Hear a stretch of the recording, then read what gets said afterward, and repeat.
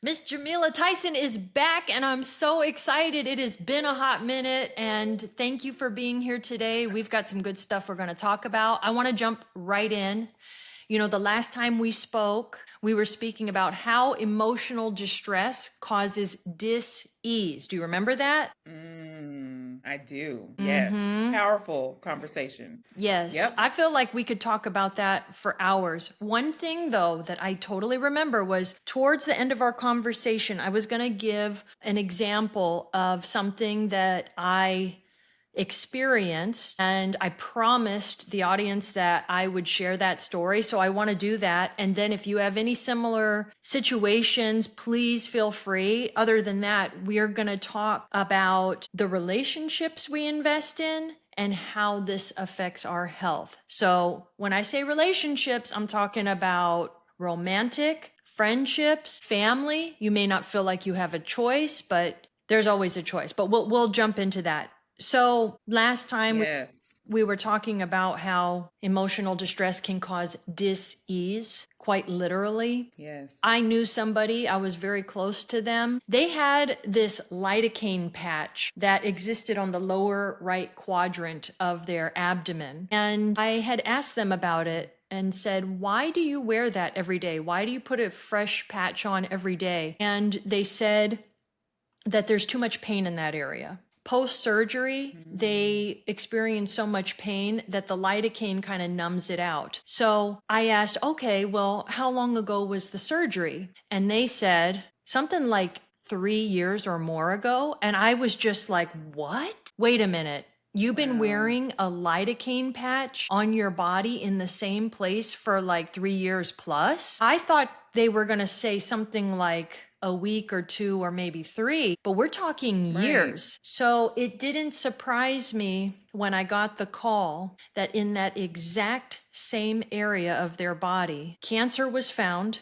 in the shape and size of a grapefruit, malignant. Mm. It needed to be removed. It was causing serious life threatening issues in their body. And I just thought, well, Mm. if you're numbing that area out, how are you going to be in touch with what that part of your body is telling you? Absolutely. That's kind of an extreme example, but that example really sticks in my mind. It's like, well, wait a minute. The body is constantly trying to talk to us, and Yeah. if you are ignoring it, quite literally ignoring it, you are going to miss out on major things, and in this case, they had to get surgery. So that's what I wanted to share from our last Mm. podcast. That's heavy. And it proves the point, just like you said, of how important it is to have that mind body connection, but how a lot of people in our world will find a way to numb the body through pills, alcohol, whatever, so that they are not able to deal with the emotions and deal with what their body is telling them. So, wow. How important is it to just be present with yourself so you can listen? Because our body definitely speaks, like you said, it speaks to us all the time. So, man, that's very interesting and very powerful story. So, this person was able to survive the cancer, though, I'm They assuming. were, but don't be surprised when I tell you that this is just one of many trips to the hospital for a whole array of illnesses, aches, and pains, and just everything under the sun. This person was going to the hospital, I would say at least every 6 months. Oh, And it was really, really hard. It was a really, really hard friendship to have because I love the person so much.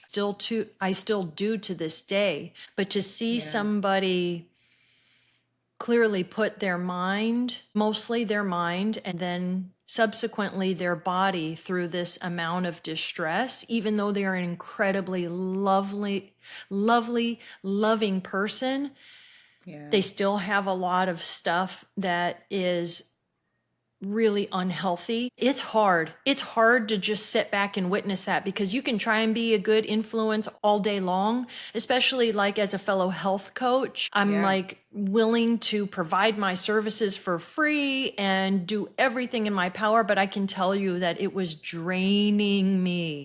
It Yeah. was so draining. And when I will share that this friendship did end. It did come to an end. And I didn't know how I was going to feel afterwards. And afterwards, oh my God, I felt so light.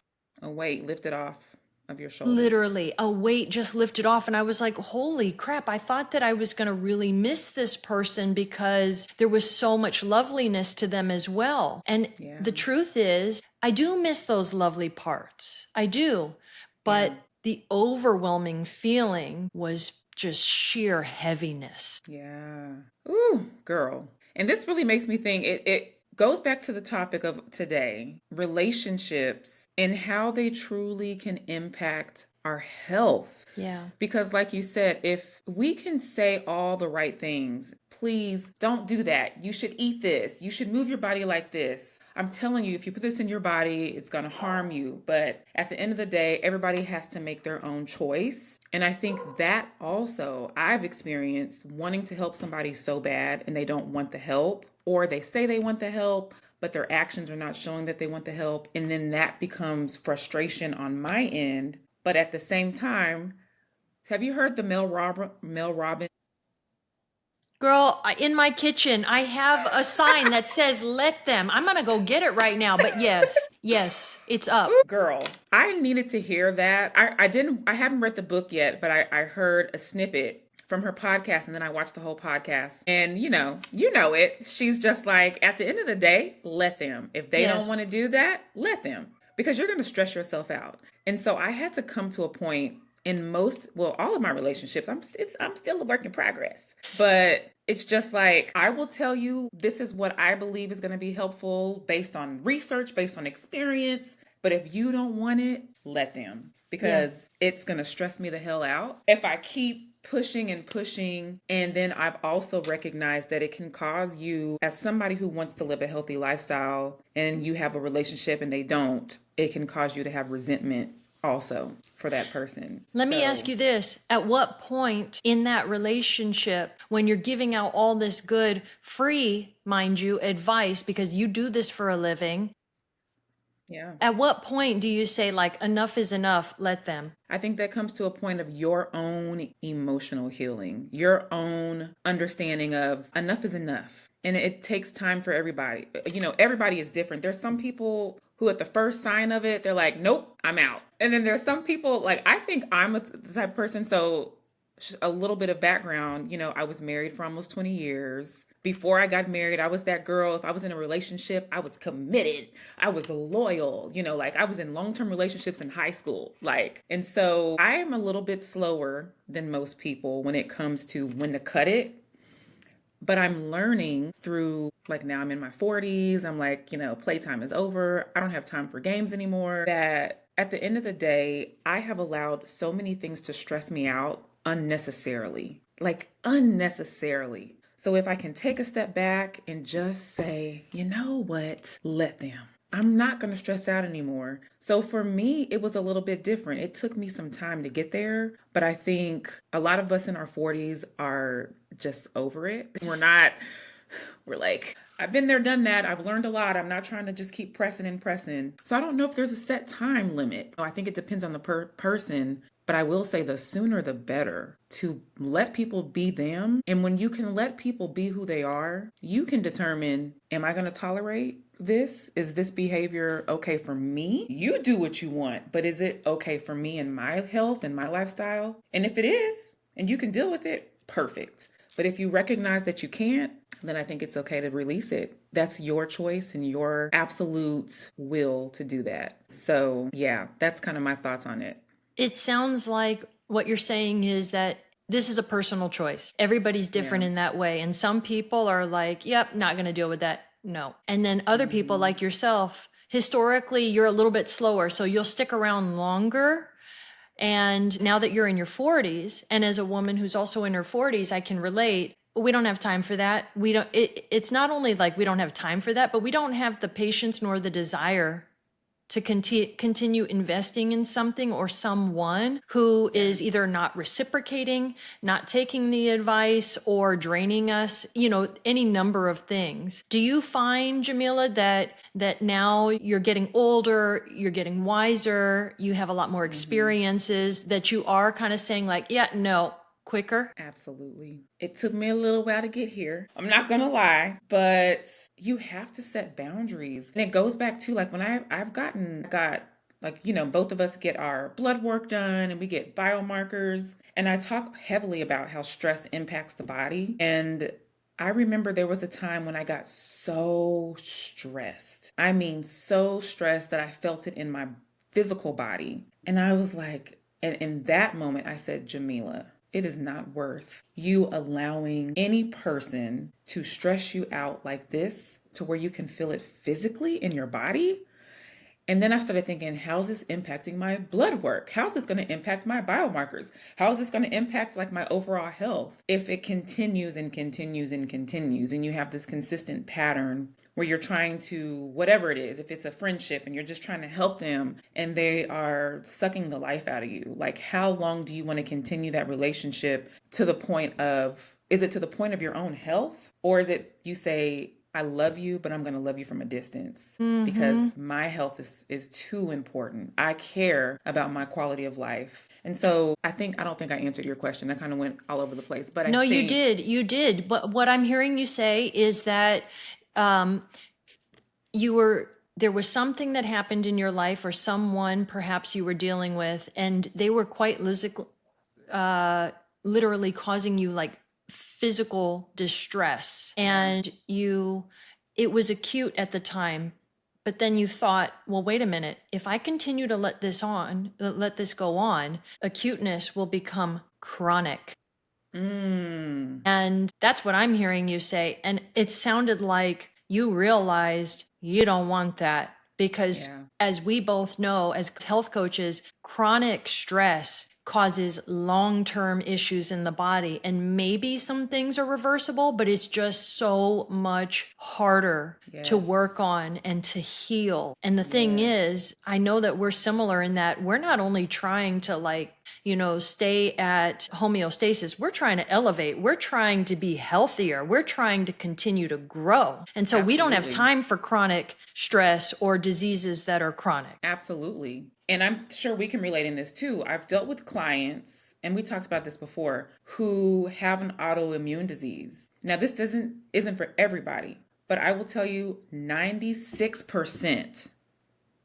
I'm just saying a high rate of clients that I've spoke with who have an autoimmune disease, 9 times out of 10, there was a stressful event that happened in their life right before they got the diagnosis or right before they started to have symptoms. It was some type of major stressor that happened in their life. And when I look at that and I've been able to have the opportunity to talk to all of these different people who've had all these different experiences, that's another thing I'm like, I cannot allow myself to be in such a stressful season of life that I can control, right? Because sometimes you can't control it. Sometimes things happen, like you have a death in the family, and that's understandable. But if I can control how I react and how I manage my relationships, absolutely, why not? And so it's just not worth it at the end of the day. Now, I think you tell me how you feel about this. If there is a person who's willing to grow, they may not be there yet, but their actions, they're willing, y'all have like minds, they just are struggling a little bit in some areas. I feel like that's a little bit more manageable, but I think you have to make sure you find somebody who aligns with your values, aligns with your lifestyle, and aligns with where you want to go in life. Like y'all are constantly elevating each other and growing. And if you don't have that, it makes it really hard. It makes it incredibly hard. And so I feel like, and I can totally relate to this. Two people, in my experience, rarely grow at the same rate, and that's okay because we're unique individuals. For me, I like to grow fast, and that's just the way that I've operated. Yeah. But not everybody is on the same trajectory as me. And some people are growing in different areas of their life while I'm growing in other areas. Right. So if somebody wants to grow, I think that's fabulous. For me, that's a prerequisite for being in a romantic relationship with me. And also in a friendship. Yeah. I'm only interested in spending time and energy with those who want to continue to grow. If you said, you know what, I'm good. I'm good on the growing. Like I've made it. Then I really I don't think that we're probably going to Mm, hang out. right. You know, like especially in a romantic relationship, it's not just about me. It's not just about Jamila. It's about like, it's two people. So Yeah. it's a totally different thing that you're learning as you go. And Yeah. so you're not only growing as an individual, but you're growing with somebody else. And there's no way to just master that. Of course, you can get better, right? You can Yeah. become a better communicator. You can learn to truly and fully accept someone else and all of these things. But I believe it to be a lifelong process. So growing is Mm, essential. It is yeah. essential. If you have a different lifestyle, I'm still working that out. Like, I don't know if it's possible. Let me elaborate. For me personally, like, I love a healthy lifestyle. I like to pay attention to my nutrition. I make sure that I'm active. I have literally made my profession around health and fitness because number one, it holds me accountable. You know, Yeah. there's no really big opportunities for me to slip because otherwise I'd be a charlatan. If I'm purporting to all of these people out there, like, hey, you should be really prioritizing your sleep. You should really pay attention to who you're spending your time with. You should Yeah. really be mindful of what you're putting in your mouth. Like, I am going to be like a faker if I'm not doing that stuff myself. So that's why I quite Absolutely. literally put myself in this profession.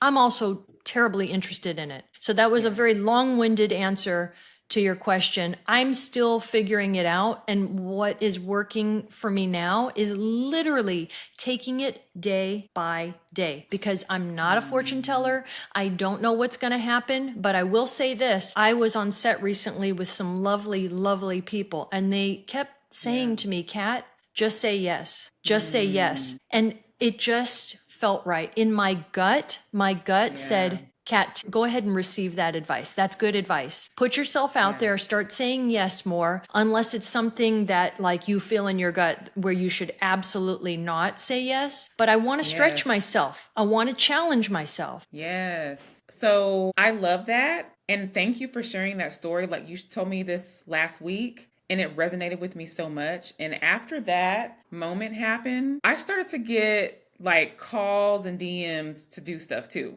Like, come to this networking event. Hey, I want you to be a part of this course. And I'm like, well, heck yeah, I'm going to do it. Why freaking not?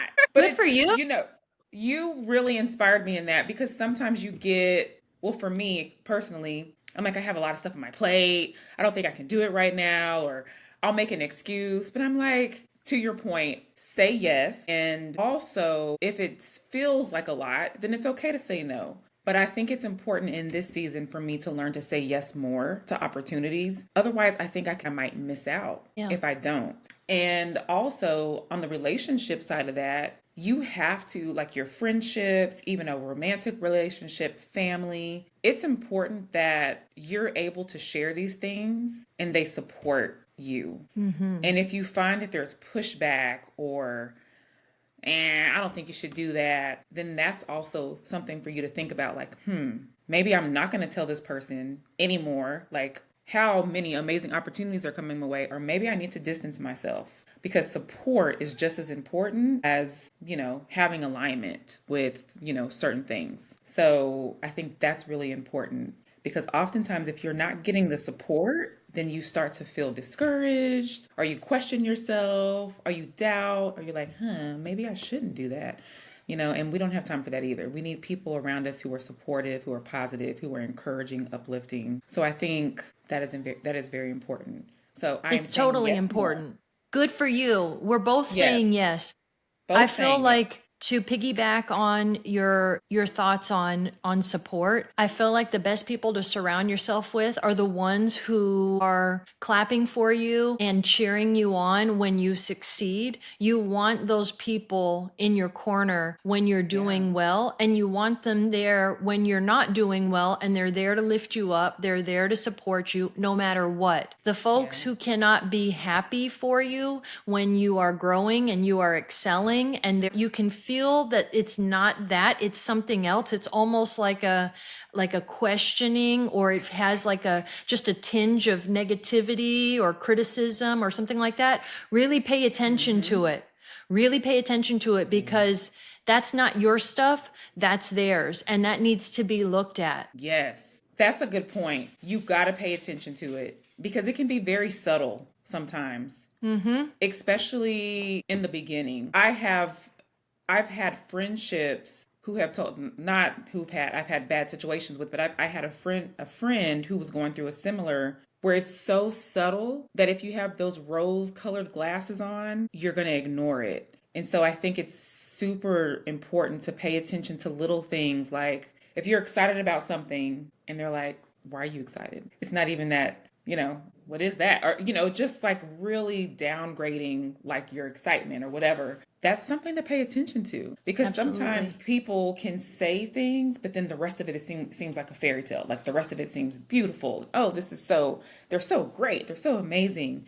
But there's little subtle red flags per se that you can ignore um, if you have those rose colored glasses on. And it just makes me think, what do you think when we think about relationships and health? What do you think about trauma bonds and how they can impact your relationships and health? That is such a good question. As somebody who has experienced trauma in their life, I Mm-hmm. I have had a trauma bond before, and it was probably the closest romantic relationship that I've ever felt. The thing about trauma is it's so intimate and vulnerable and sensitive. And so Mm, not everybody knows what that feels like. And I'm really glad. I don't want anybody to go through trauma. And yeah. if they have, and you happen to bond with that person, there's a bond that's kind of indescribable. It's so Mm, deep. yeah. It's so personal when somebody can relate to that trauma, because it's already such it's a tender topic. And so when Yeah. you can open up and share that with somebody and they can relate, it's really, it's kind of special. Now, the Yeah. beautiful thing about it, if you could heal by being in that relationship with the other person who's also experienced trauma, I mean, to me, that could be just mind blowing, amazing, incredible, all of these Yeah. things. But the other Yeah. thing is, because they have their own trauma, there's a real possibility that y'all could trigger each other. Yeah. And I have experienced that. And I'll tell you what it did was, even though real growth happened in that relationship, and I'm so thankful for all the growth that did happen, there was so much re triggering in the relationship where I got to Mm, that point where it's like, enough is enough. yeah. This is just like absolutely tragic that we can't make it work. But at the same time, it's like, it's really tragic if I stay, because I know I deserve more, and I know that they deserve more. And we both Mm, deserve to be loved. And so it is what it is. At one point, it was no longer tragic, and it was. yeah. And I made the right decision. Absolutely. And do you feel like it impacted your health in any way? Yeah, it impacted my health in my personal growth and development. Yeah. I feel like personal growth and development is a huge part of health that maybe we don't consider health. Like when we think of Yeah. health, we might think of like, do they look healthy? Do they feel healthy? Are they strong? Are they eating the right foods? How is their skin? What's their blood work like? How's their digestion? But another aspect of health that I think is critical is, and I can already tell that it's such a sensitive topic that my mind sometimes blanks out, it's personal growth. When you feel small, when you feel like there's no room to grow, when you feel like you're not expansive, you're not this light, when you don't feel free, I think that can shrink your health. Mm. And there were parts of that particular relationship where I felt small and I did not feel brave to try new things. I did not feel brave to like expand my career the way that I have now. I did not Yeah. feel the desire to challenge myself professionally and personally. And it's not the other person's fault. It's just that the situation was not conducive to growing anymore. We had reached our limit. Ooh. And that just makes me think how important it is that sometimes, as hard as it can be to break away from these relationships, both romantic and even friendships, and sometimes even family, it is necessary because you can miss your blessing. If you hold on to something, you can miss your blessing. Talk to And me more about what that means. that is something that has really resonated with me because, like you said, if you want to be that person who's growing, but you feel like you're in this box or this bubble, like I can't do anything else in this. I can't expound, I can't grow, I can't elevate. Not that you can't, but that relationship is holding you back to be the best you that you can be, then you literally can miss out on what could be. And I know in my own personal experience, I know in my friends who've had this experience, when we have broke away from a relationship that was not doing anything for us, it's like we were on fire. Business booming, you're like exercising. You notice like women who break away, they're like, I'm getting in shape. I'm getting my hair done. I'm like working on my business. Like it's like you become like this amazing growth mindset type of person, and you see them on social media just blowing up. You're like, man, what's happening in their life? And it's probably because they just had a breakup and they're like, I'm about to do me, honey. So yeah, that's what I'm saying. I think that a lot of us can miss our blessing if we allow somebody to stop us from elevating, to stop us from that growth that we know we have. And we have to recognize when we're in a situation where somebody is not willing to come with us on the journey. And like you said, we don't have to both be growing at the same pace, but darn it, you better be growing. You better be elevating. I need to see you actively trying, not even trying, I don't want to say that word, actively moving towards something better, and taking care of your mind most of all. That's so important to me. And if I don't see that, then I'm like, I don't know if this is going to work. And I think that's fair. I think that's incredibly fair. One thing I want to say is, yes, I can feel you when you said, if somebody is holding us back. It kind of made me think, well, we're holding ourselves back if we decide to stay. We have to put the onus Yep, on us because that's not their responsibility. that's right. If we don't want that victim mentality and we want to be empowered individuals, we have to take that responsibility and say, okay, as much as this sucks balls to have to like break up from this relationship or break up from this friendship or stop talking to this family member, Yep. it's really, really uncomfortable, but it's incredibly necessary in order for, to have that breakthrough and to make it to that Yeah. next level. Now, I'm not saying like go around and start breaking up with all these people in all these Yeah. relationships unless that's something that you need to do. I think there's also goodness and there's a lot of growth in staying in certain situations where you might be the person who gets out of things too quickly, right? We want to make sure we talk Mm-hmm. about the other end of that spectrum, which are the people who are just like super afraid of commitment. And Yeah. so it might look like we stayed in a relationship too long, or it might look like we're talking to a family member that just continues to cause us like pain and anguish. And we know we should have just like limited that communication a long time ago. But the truth is, it happens exactly the way that it's supposed to. I like that. And you made me think you have to trust your intuition. You got to trust the gut that we all say it speaks to us. You hear and you know in your gut sometimes what is necessary. And sometimes it may make absolutely no sense to everybody else. But I have seen people who have stuck it out with the relationship. And it actually makes me think, this was a friendship back in when I was in college. And it was a friendship, and it was this, he was a little bit older than me, and he kept saying, Jamila, you're so happy. You're always excited about stuff. And he was just talking about, like, I have all this joy. And I'm like, well, what's wrong with that? And I was telling him he really needed to focus on his self and like focus on taking care of his health. Like, this is in college. I wasn't even a health coach at this time, but it was still important to me. And I was like, make sure that you're staying around positive people. Long story short, he was around these people and he got arrested and he went to jail. And he said, all I could hear when I was in jail is Jamila was telling me I need to be careful of my surroundings. I need to be careful who I'm hanging around, And I didn't really want to stay tight with him too long because his lifestyle and his habits. But I think because I sowed that seed in his life and I kept talking to him and saying, pay attention. I don't give myself credit, but I will say he did a complete 180.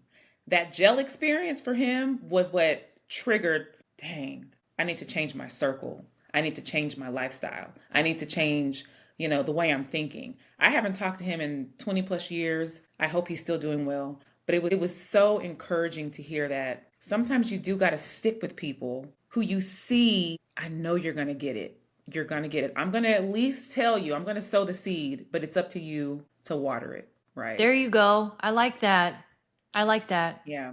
Yeah, I just wanted to make it real clear that as much as, we want to distance ourselves from the people who are, constantly bringing negativity in our lives or making us feel small or making us, not feel like we can grow, because those people exist for sure, right? And maybe we have been that person for somebody else back, we're not perfect. Nobody's perfect. That's But right. I like how you said it. Listen to your gut on this. Whether you stay in something or whether you leave, there's learning in that. Sometimes Yeah. we need to stay in longer than we think because we need more information. We need to figure out, like, okay, if I do leave, I want to make sure I feel good about leaving. Because the alternative is you leave too soon and then you're like, oh, wait a minute, did I make a huge mistake? And you wonder, what if? And then maybe you just end up jumping back in. Either way, people need to trust their gut more and just take it one day at a time. But when I say trust your gut, man, your gut better be clean. Your gut better be helping you, because what if your gut is all messed up? I recently heard from a super close friend that they no longer could trust their gut. And I was like, can we just take a moment and just, that was a huge statement right there. Yeah. And I'm talking about cleaning your gut in every single way, like literally eating clean foods, not putting toxins in your body, whether they are of like alcohol, greasy food, sugary foods, it could be toxic media. It could be toxic talk. It could be gossip. It could be negative things. People out there, they like to troll and they complain and all these things. And it's like, wait a minute. That has an effect on our health. Yeah. It might be all fun and games, or it might get you more likes. It might get you some followers, but you're going to attract what you are. So you're going to get more of that. So be mindful of what you put out there, and essentially be mindful of what you put inside of you, from everything that is like tangible to the intangible. Because if your gut is feeling good and clean and healthy because you're listening to it, then when it gives you then those sensations later on, when you're next to a person and you get like the really like sweet, happy butterflies, you're like, oh, I can trust that. And I like this. But if you get that thing where your skin starts to crawl and you're like, Cat, stay away from this person, you can listen to it and you can trust it. That's a powerful statement. Do you know what I'm saying? That I totally can hear you. And the thing that was coming in my mind when you said, your friend said, I can no longer trust my gut. That also goes back to trauma, and how sometimes trauma responses you are confusing with your intuition, your gut, with the spirit per se. And the butterflies are trauma bonding. You know what I mean? It's like, this feels so good. So I love your point on how important it is for us to go through the journey of healing. And I do think healing is a lifelong journey. Make sure we're putting clean things in our bodies, not not just food, like you said, but even like what we're listening to on a daily basis. Because some people are toxic on social media and on the news. And if you got all that in your head and in your mind and in your spirit, that's not going to be good for you either. So that is, ooh, that's good. So here's a question. What do you think for somebody who's out there who's like, I want to trust my gut, but I don't know if I can trust my gut? What would you say in terms of how do you know when you can trust your gut? That's a great question. I would start real simple. I would start with the foundation. I would start with quite literally cleaning the gut, detoxing, Yeah. changing eating habits so that you're putting nutritious food in the body that feels really good and it feels comfortable and it's not causing bloating or GI distress or Yeah.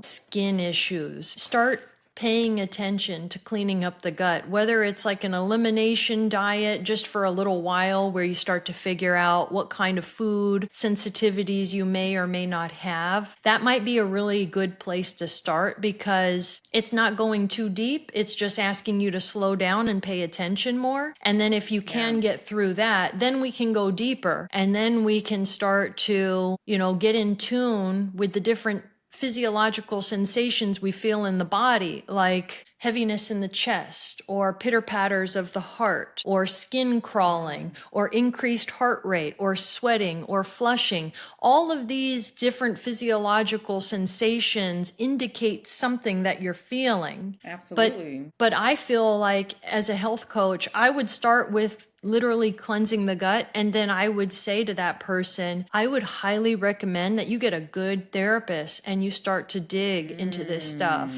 and understand that it takes time. It takes a lot of Yeah. time. You need to build trust with your therapist, and then you can eventually learn to trust your gut because the gut is yours and it started off pure. It's always been pure. Yeah. There's just some toxins in there. You've just been disconnected and you need to become Yeah. friends with your gut again.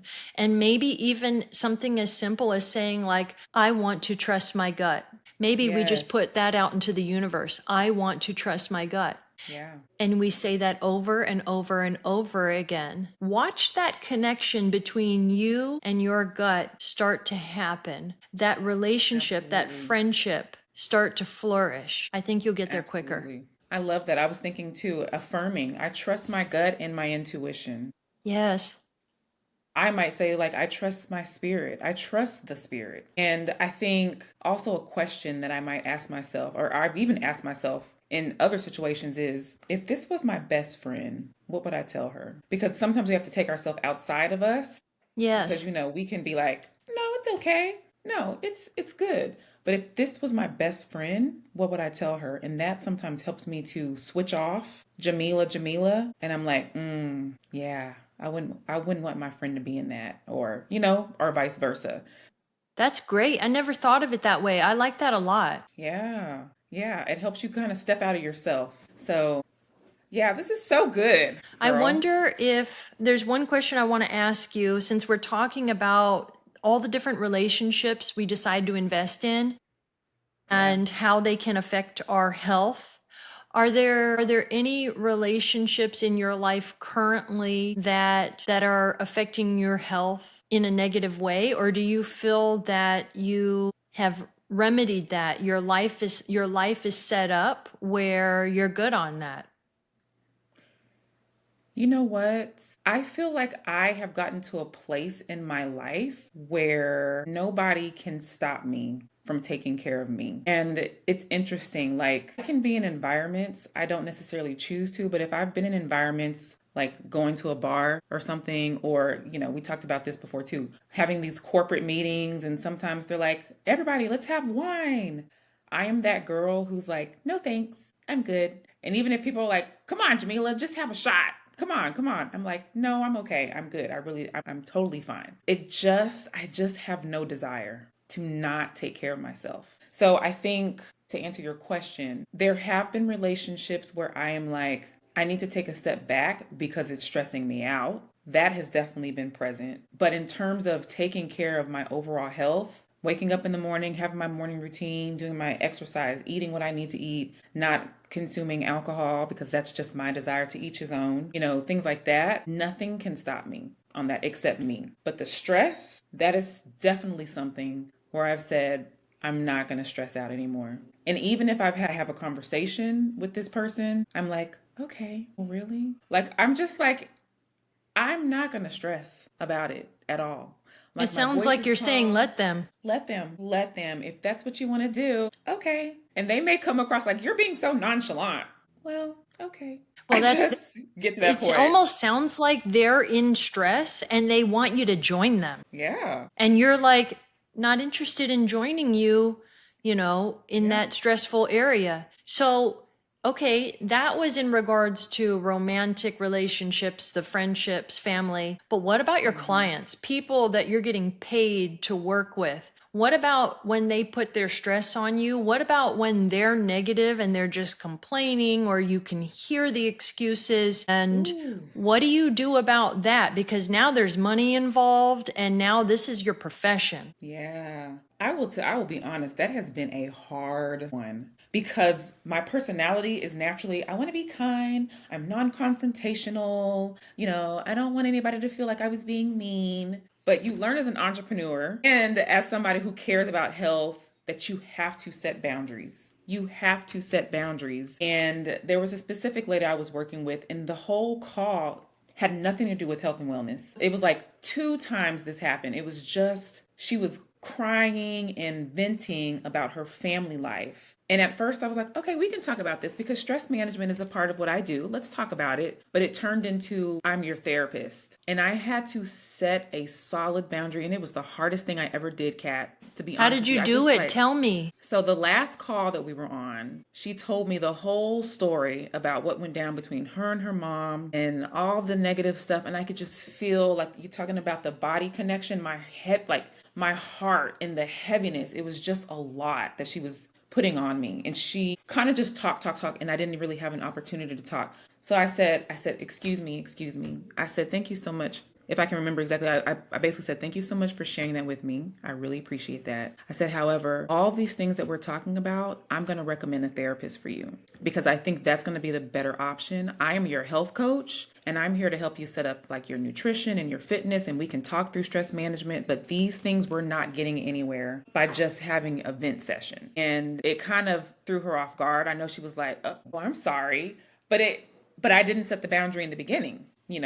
And so she was like, okay. Now, the next time we talked, she still did vent a little bit. And I had to say, hey, remember, did you call that therapist I gave you? Did you get a chance to talk to her? Like, had to bring it back to her. Sometimes it's a constant thing. And honestly, that relationship didn't last. The client health coach relationship didn't last. At the end of the day, it was too much. We weren't getting anywhere. We were just, and I'm not going to just take your money. That's not what it's about. It's really about, I want to help you. And so I advised her that she really needed to go to see a counselor and work through the life things that she was going through. And then let's revisit because we weren't getting anywhere. It was just like hitting a wall. So that was hard though. It was It was hard. I hard, felt but bad.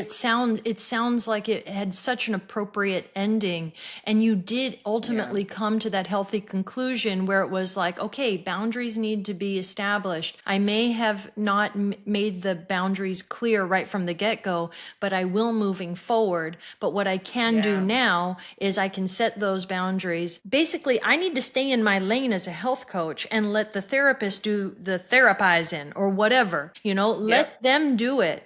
And so it's up to that client to decide how she's going to respond to something like that. And if it doesn't work out, then that's exactly the way that it was meant to go. But if you if Yeah. you if you set that boundary and they respect it, then the relationship can continue, I think. So it can go a couple of different ways, but that's impressive. I really like hearing that. Yeah. And to your point, we have to set the boundaries in all relationships early. We Yes, have to. from the get go if we can, but we also have to give ourselves some grace if for some Yeah. reason we didn't make them, abundantly clear from the get-go, there's Mhm. always an opportunity to correct that. And you can own that too, because I'm guilty of that myself. You know, Yeah. sometimes I was of the same mindset of you of like, okay, this is now with a client, this is now in the arena of stress management. And something's very similar happened where we weren't really getting anywhere. And that was actually a lot was put on me. And Yeah. when I reestablish those boundaries, because ultimately I do care for this person. I want them to Yeah. get the help that they seek. The thing is, I'm not a trained therapist. Yes, I can listen, and yes, I can sometimes give good advice, but that is not my job. That is not my scope of work. And Yep. I think when people hear that, they actually respect that. People like boundaries. Ultimately, they like boundaries. They respect you more when you establish healthy boundaries. Absolutely. And we just have to understand that. I think at the end of the day, I even have to come to the conclusion feedback is not bad, even if it's constructive. Boundaries are not bad. They're necessary. And if we can kind of switch our mindset sometimes, like I don't even know where that came from, but like you think this is mean. I'm going to be mean if I say no, or it's going to come across mean if I tell them I don't want to do that. But no, it's not, because I think people respect you when you do set the boundaries. They're like, oh, I know she's not going to play that. So I'm not going to do that. I'm not going to try that with that one. I could try with somebody else, but not with her because she doesn't play that. And I think that's respect is necessary. Absolutely. I love that. I feel like we should conclude on that because I don't think it's easy. Like you said, it can be uncomfortable. These conversations can be very uncomfortable until they're not. You practice it long enough, you start getting good at it, and they're no longer uncomfortable. Again, people will That's right. respect you if you establish those boundaries. And boundaries exist in every relationship, whether they are the closest relationship, intimate relationships, or they're just with coworkers or even strangers. There's always Yeah. boundaries there. And so I think in order for people to have, healthy relationships, that has to exist.